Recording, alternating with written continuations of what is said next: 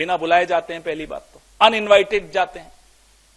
जब शपथ थी तब बुलाया नहीं गया उनको, फिर भी गए। अब क्यों गए वो तो आप लोग कोई पत्रकारिता करिए, इन्वेस्टिगेटिव, तो मालूम पड़ेगा कि क्यों गए। लेकिन वहां जाकर मंच पर साथ में खड़े होकर ट्रंप साहब कहते हैं हम रेसिप्रोकल टैरिफ लगाएंगे।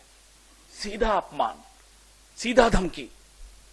ये खिसियाते हुए मुस्कुरा रहे हैं।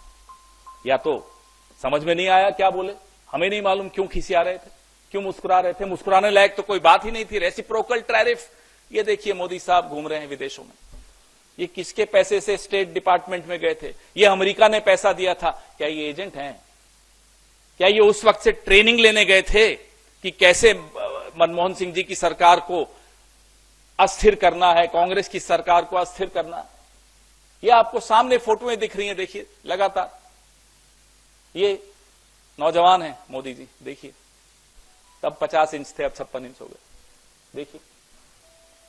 तो हम बार बार इनसे पूछना चाहते हैं कि आप ट्रंप साहब की धमकी सुनकर आ गए। उन्होंने कहा कि हम ब्रिक्स खत्म कर देंगे, मुस्कुरा रहे हैं साहब।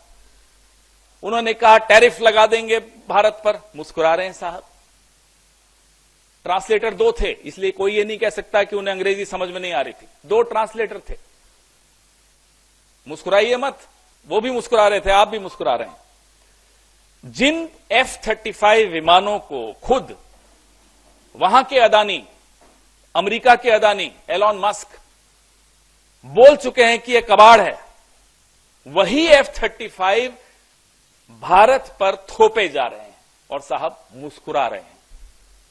यह हुआ अमेरिका में, और हमें आकर कहते हैं कि हम यूएसएड से पैसा लेके इन्हें अस्थिर करते हैं। आप खुद जाकर अपनी सरकार को, अपने देश को अस्थिर कर आए हैं, उसका जवाब कौन देगा?